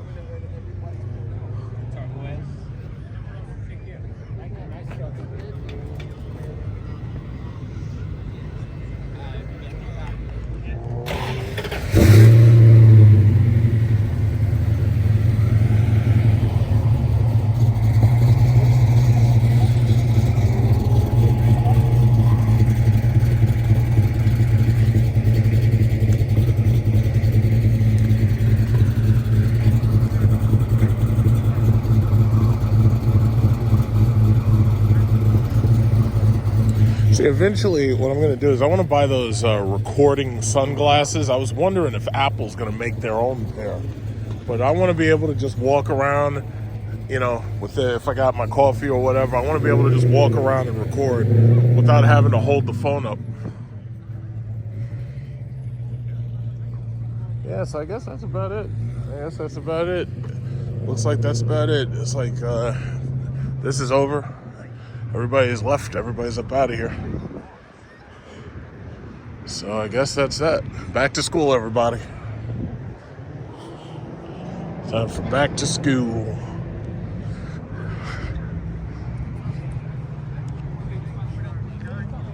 I figured there would be a decent turnout today. See, what it is we have Labor Day weekend, obviously. And once Labor Day hits, that's it. Labor Day basically officially marks the end of the summer. Officially.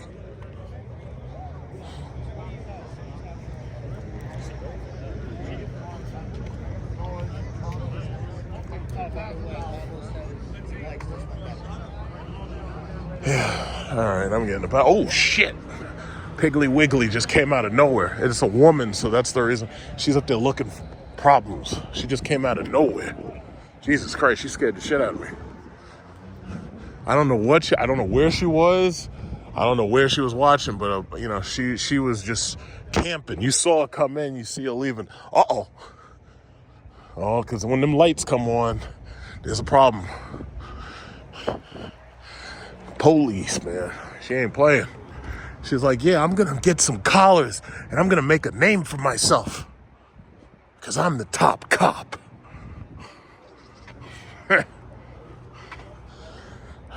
Let's see. Let's toss this in there. Yeah.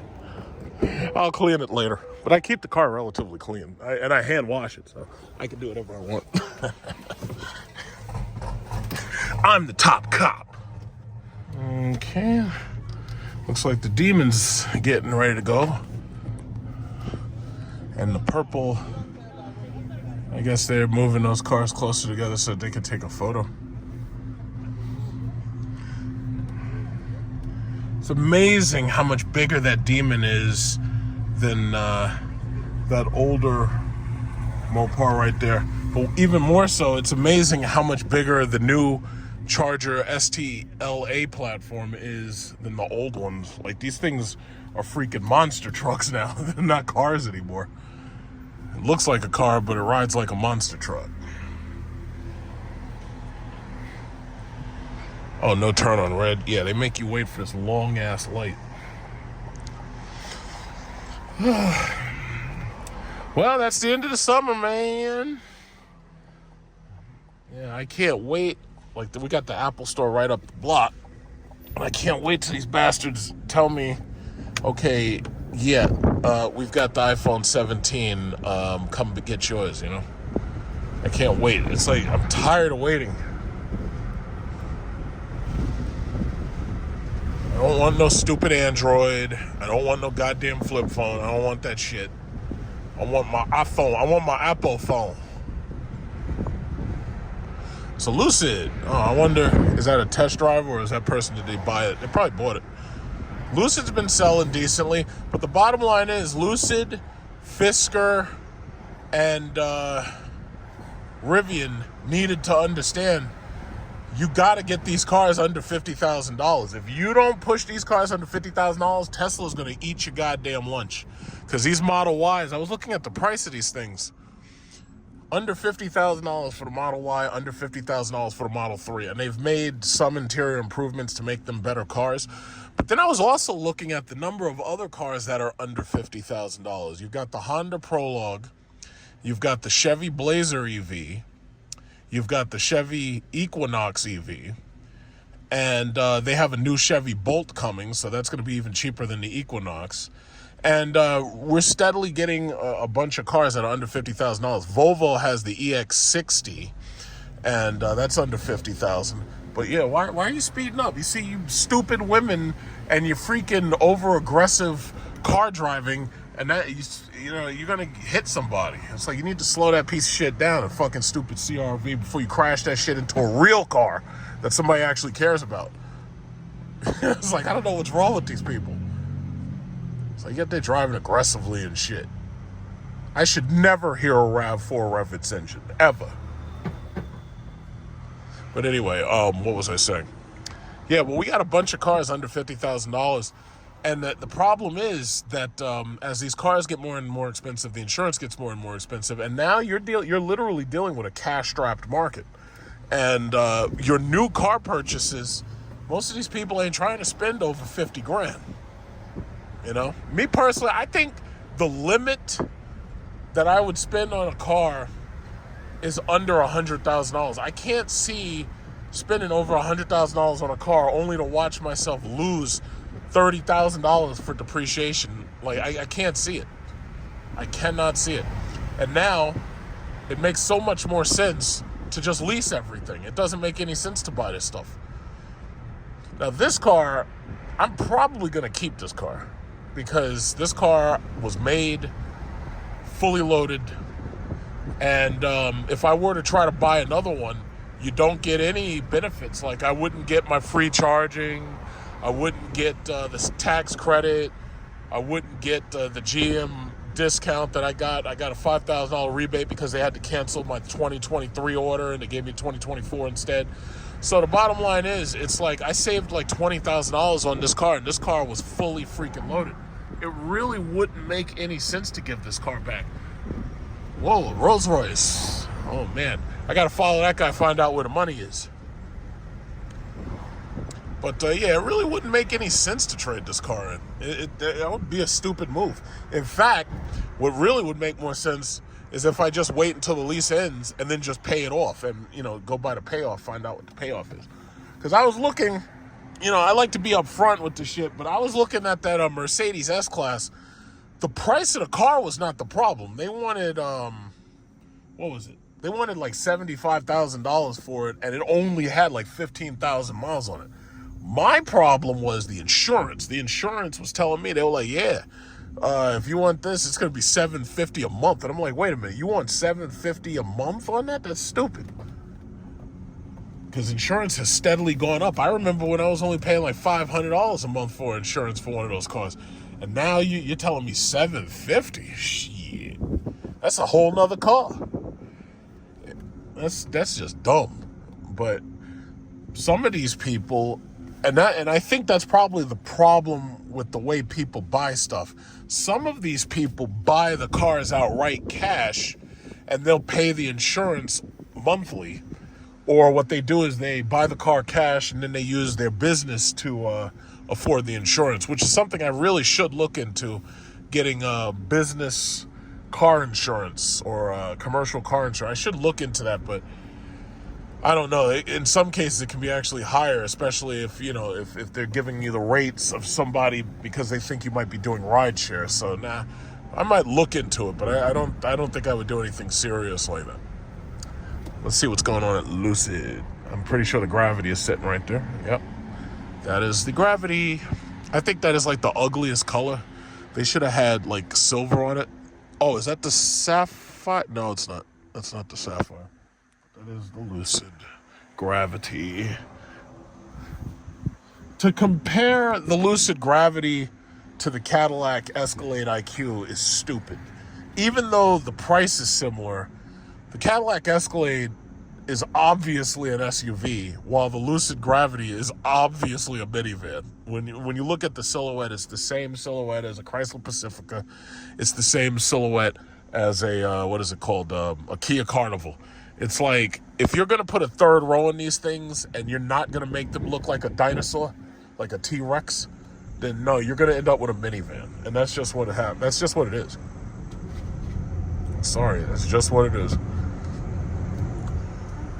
Anything going on over here?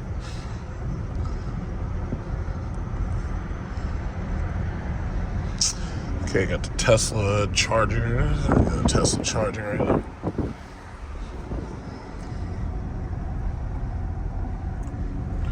Yeah, I'm not impressed. Now, they got all these fucking cones here, but does that mean I can't go through? Does that mean I can go through, but it just wants me to go through slow? I don't know. So I'm just going to go through and see what happens. Yeah, they didn't block it off entirely, so that's good. We always have the cool cars over here. I'm going to get on the LIE. I'm probably going to go to Uncle Giuseppe's. I've been fiending for that Greek lemon chicken soup, like lemon soup. I've been fiending for that. I gotta go and check and see if they sell the what is it called? The sauce for it, because then I can make it myself. But I had some lemon Greek soup, man. That shit was good. Just like the lemon potatoes when you get like a lamb gyro. Oh my God, that shit was crazy. Lemon soup. I would have never thought of that, but that's some damn good stuff. Yeah, okay. I'm done joyriding. I'm gonna get the hell out of here. Turn that shit down. Okay. Media will play softer. What? I wasn't talking to you. Hey Siri, turn the volume up. It literally says I said turn that shit down. Hey Siri. Let me see if I push the button. Hey Siri. Hey Siri. Why is it that this goddamn thing is listening to me when it's not supposed to listen to me, but it doesn't listen to me when I want it to listen to me? Like, what's going on? Like, and I think that's funny that this thing literally heard me say turn that shit down, and then it decides to react. I think that's funny. That's pretty goddamn funny. It's like, so you got AI now that's listening to you all the time. Turn media volume up. Okay. Media will play louder. Thank you. Yeah, I think that's hilarious. These goddamn systems, these AIs, they're always listening. They'll turn you in a minute. They'll turn you into the cops. Could you imagine the cops pull you over and the cops be like asking your phone? They'd be like, hey, Alexa, how fast was this guy going? And Alexa says, the maximum speed that he achieved was 115 miles per hour. And then next thing you know, you just get a ticket. Like, could you imagine that shit? That is crazy.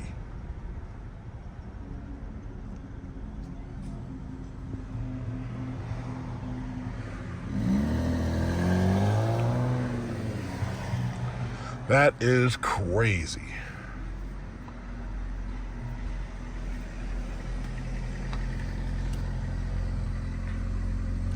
It's a nice day out here. It's a really nice day. 71 degrees, no rain. Very nice day.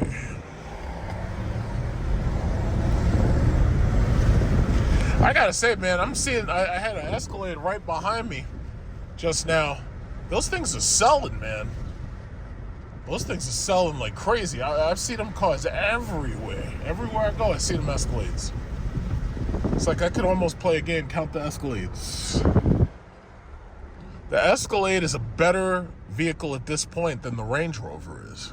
And it's better than the Mercedes GLS. Even if you factor in a Maybach, it's better than that too. Now, granted, there's some people who are badge whores and they have to be seen in a Mercedes or a Maybach, or they have to be seen in a Range Rover. But the reality is that Cadillac Escalade is actually better. I'm very impressed. Got Rivian right here. My doctor has a Rivian. I was talking to him. I was like, yeah, you should If you're looking for another car, you should test drive the Vista. What the fuck? Stupid ass Porsche. These guys be taking chances.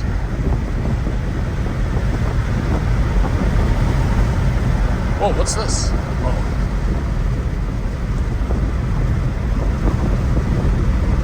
It's a really nice day out here.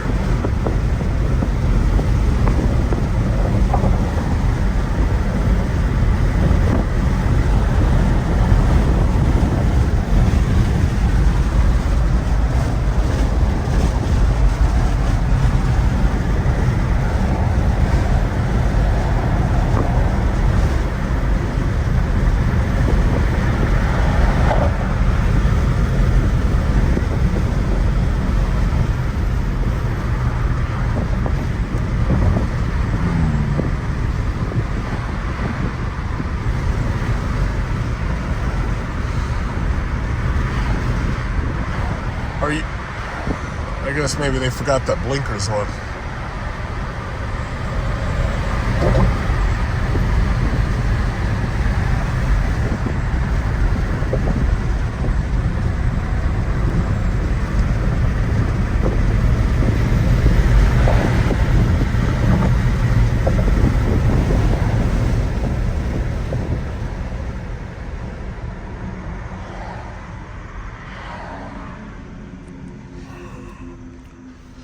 Yeah, here's East Hills.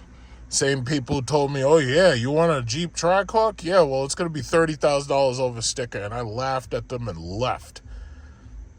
And you might remember this is also where I got my Chrysler 300 SRT from. The 2012. I still got that same Wagoneer ass sitting right there. They ain't got nothing to sell. I don't know what the hell's going on with that company. They ain't got shit to sell. They ain't got nothing to sell. They're dead up in there, man. That place is dead. That's why I was watching my man Hemi Muscle making his videos. He's like, yeah, man, you know, it used to be fun coming on the lots. Now they're dead. Yeah, these lots are dead. They ain't shit going on. It's like they done killed the dream. They done killed the dream. Oh, that's the CT6. I love that car. They didn't upgrade it for us. They only gave that shit to China. I'm very disappointed. Escalade. There's another Escalade. Count the Escalades. Brand new Escalade. That shit's blacked out. That shit look like a big old black truck. That's a big old black truck. God damn. Count the Escalades. That's what we do.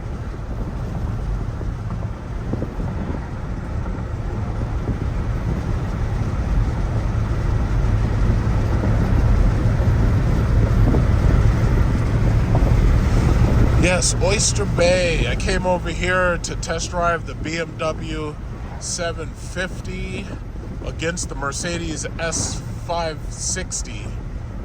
Oh, look at this. Going out. Oh, shit. Look, it got the caps. Got the caps. Look at this. Oh, look at that guy. Oh, shit. He's just waiting. He's trying to get somebody. He's waiting.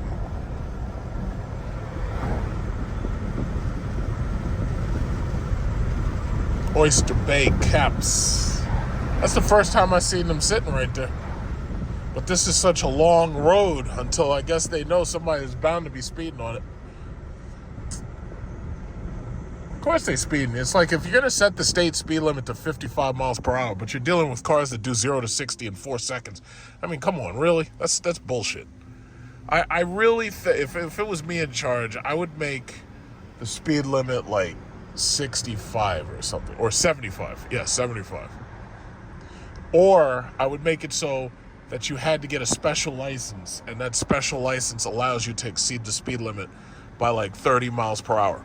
So if you have the special license plate, as long as you don't get into any accidents, you're okay. And you could have a special license plate that has like red stripes on it, and that tells the cops right away, oh, okay, he's one of those high-speed class drivers or something. That's what I would do.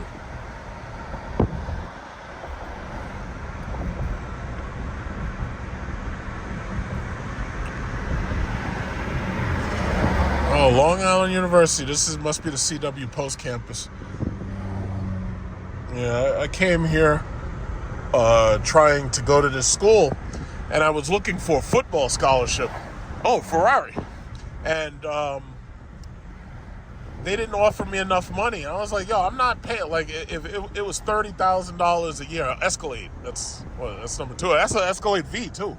So anyway, they were only offering me like 50% of the money. I was like, nah, that's okay. And that was the smartest thing I could have done. Not come here. Because the thing about it is, I would have still been in debt to this day if I had come here. And that, I do everything I can to avoid debt and still get the stuff that I want. But if I had come to this school, man, I'd still be in debt for that shit. Who knows? I might not have graduated, because that's what happens. A lot of people, they go to these schools and they can't even finish their degree because it's so expensive. Maybach. Yep. I really think the Escalade's better. But you try telling that to a badge whore. And then there's I think that's a Porsche right there, I think. Yeah. First I thought it was a Urus, but nah, it's a Porsche. In fact, I think that's 2 Porsches, one right behind the next. Yeah, but you tried telling these badge whores that Maybach is not as good as the Escalade. In fact, they still have the old interior in these Maybachs. This Maybach has the old interior. They didn't even get the new interior with the M-Bucks touchscreen in it.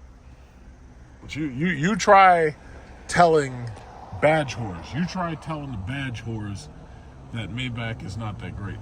And they will argue you down. They will not listen. They will not listen. It's okay if you want to be a badge whore. You can do whatever you want. You buy whatever you want. Sometimes that badge means a lot. Sometimes you need that badge just to feel good about yourself. It's okay.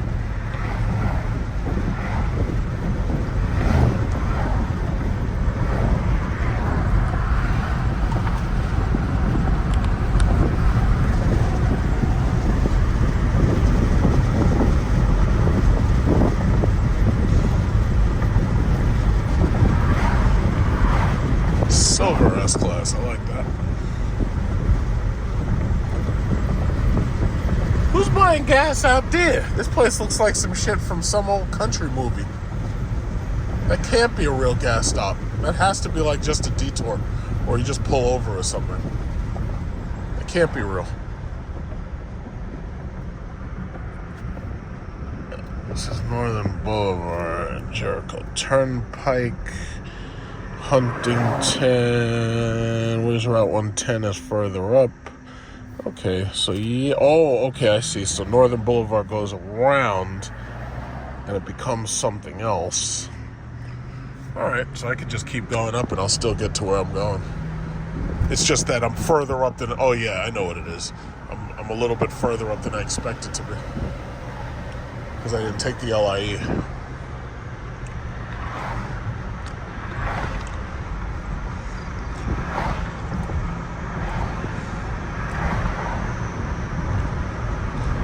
Yeah, if I see a Whole Foods or if I see a ShopRite, I might stop doing it.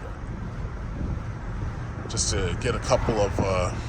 in fact, if I see like one of those Dollar Trees, I gotta stop there. I gotta get some stuff. Oh, I know where there's one. Yeah, I know exactly where there's one. It's on 110. I go to 110. Oh, look, they got the cops out there? Cops are just waiting. They're just waiting right there. And if you pass by here a little too fast, he got you. These dudes are out here, boy. Man, these cops out here. Look at this. Your speed is 47. Man, these cops are out here. Damn.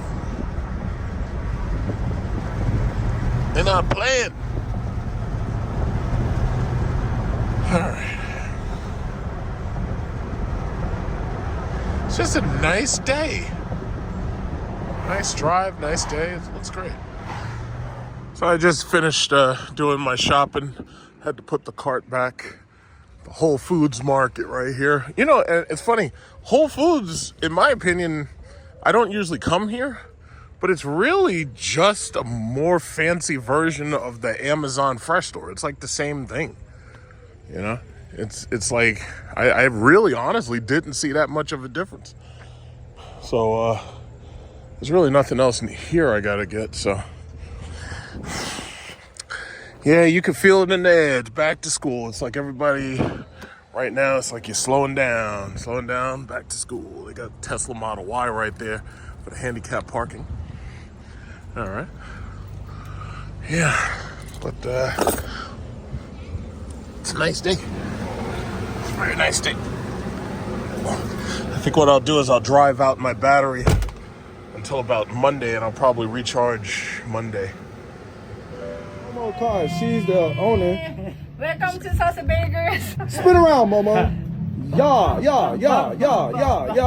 She is the owner of this place that I'm having. What's the name of your place? Sunflower. How long you own this place, Momo? 5 years. You like this business? Hey, I really appreciate you though for, you know what I'm saying, let me come down here even though you tried to yell at me the other day. Arigatou gozaimasu. It's all love. To be continued.